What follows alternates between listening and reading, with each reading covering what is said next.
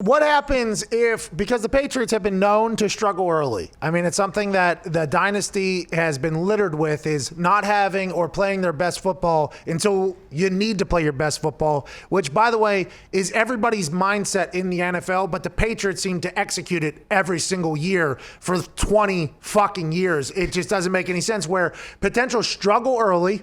Okay, we're going to struggle early, and there's no panic from anybody. We're on to this team. We're on to this team. We got to figure it out. And then when games start to matter, it feels like the Patriots figured it out. Do you think the New England media, the New England fans would give Cam Newton the type of leeway where if they do struggle early and they won't be calling for Stidham, do you think they'll still have that faith in like, okay, this is just the Patriots, this is Bill Belichick, this is a team that has to find its groove?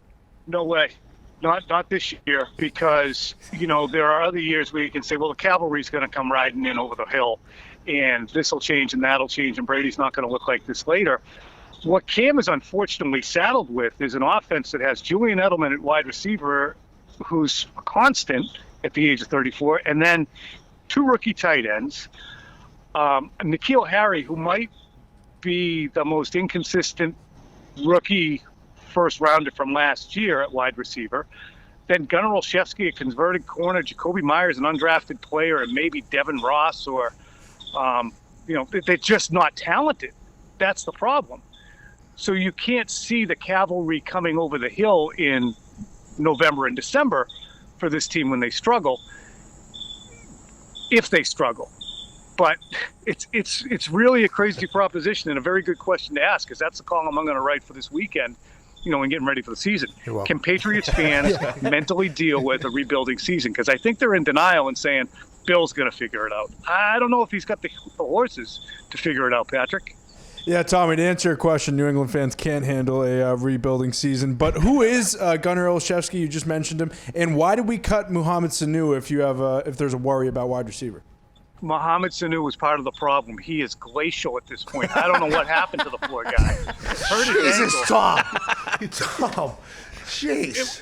I couldn't believe it. I mean, when you got a bunch of media sitting there in the stands with our masks on, I'm going, he was really slow.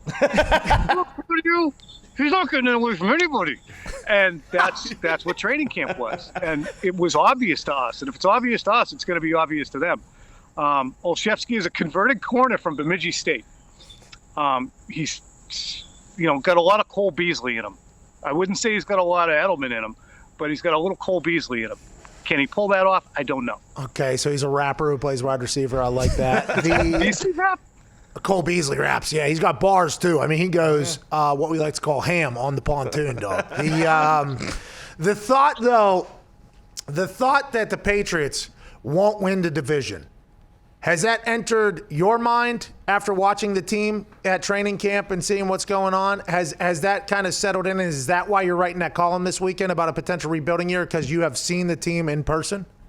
Yes, and just watching. Look, Patrick. Connor. Oh, no. Connor. Tom, Yeah, Tom, you're going to break Connor's heart right now. Oh, no. Connor. No, he won't. Oh, no, No, he Tom. won't. No, Tom. He saw the team, Connor. Dead Tom. Connor. Oh, no. God. I'm just being realistic. Look, if I told you in week 14 that, oh my God, Van Noy, Hightower, Jamie Collins, Patrick Chung are all out. And who's in for him, Tom? Nobody really. Then you'd say this team's hosed. That's what basically happened. So that defense that was so good last year, beating up on the Luke Falks of the world and the Josh Rosens of the world, it's not happening. Connor, how do you take this? Because it sounds like they're going to stink. Well, clearly, Tommy doesn't have any faith in what Bill Belichick believes Tom, in on you the don't like Bill defense Belichick? because he clearly doesn't trust the players that Bill's putting out there. What's wrong with that, Tom? I don't know. I mean, look, you've watched it, whether it's Kenny Britt or Mohamed Sanu or Josh Gordon or Antonio Brown or Aaron Dobson or Josh Boyce, or I could keep going, assorted Brandons, Lloyd Cooks, and Mathel. They can't staff the wide receiver position. Look, Bill's the best coach there's ever been.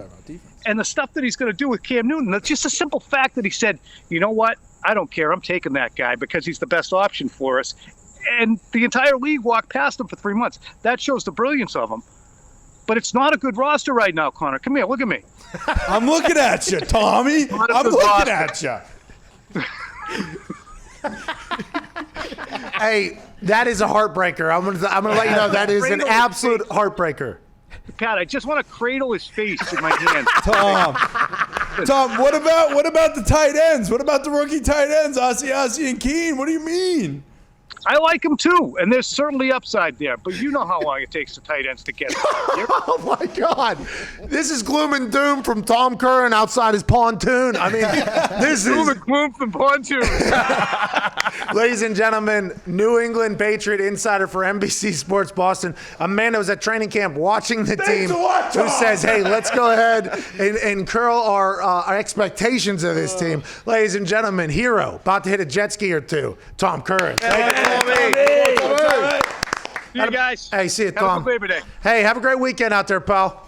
Thanks, fellas. No, Connor. He's a Providence Friar. Those guys are pessimistic to begin with. He's a glass half empty kind of guy. We're talking about the defense, and he switches to the offense. He's got problems everywhere then. He doesn't know where the problem. He's been there. He's seen it. He's literally watching the team. He's a Brady guy through and through. He just can't see us winning without Brady. That's what it is.